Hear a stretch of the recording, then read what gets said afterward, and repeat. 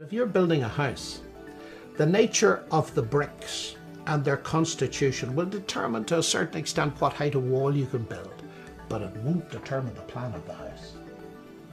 That requires an information input from an architect. Once the houses are built, they will determine to a certain extent how many of them you can put in a street, but it won't determine the plan of the town.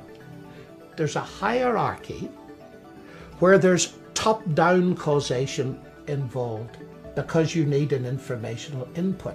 So one of the key questions faced by modern biology is, where do you get information from?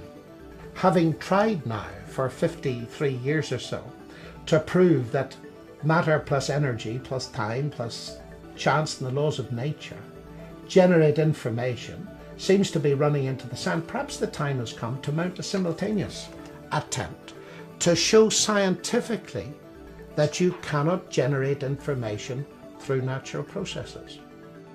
You have some text in front of you. Okay, there are laws of physics and chemistry that apply to how that ink or toner got applied to that paper. But those laws of physics and chemistry do not tell you how that ink got organized to form meaningful text. I mean, you're never going to get that out of the laws of physics and chemistry. And I would say likewise, we would say, try to understand biology in material terms, and there's going to be something missing. There are going to be patterns and organizations there which you cannot account for in terms of just brute material processes. You're going to need some sort of mind, intelligence, purposiveness that has to be brought into the mix if this is going to work at all.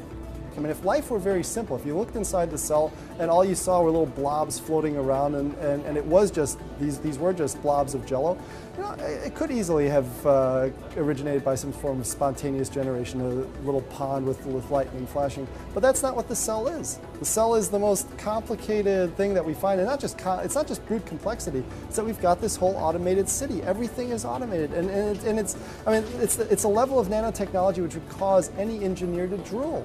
Shut up, you freak! I say shut up! It's a man!